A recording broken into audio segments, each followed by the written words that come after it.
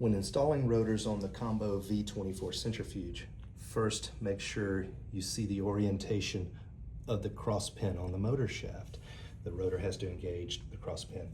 Next, make sure you see the slot on the underneath of your rotor and make sure they align. And when they align, it should come down fairly close to be flush.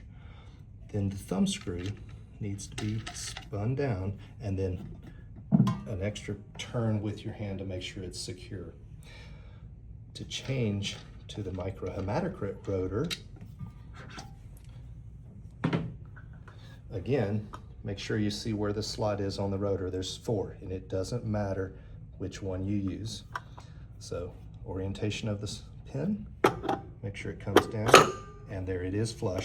The rotor lid can come off, but you'll see it's flush here.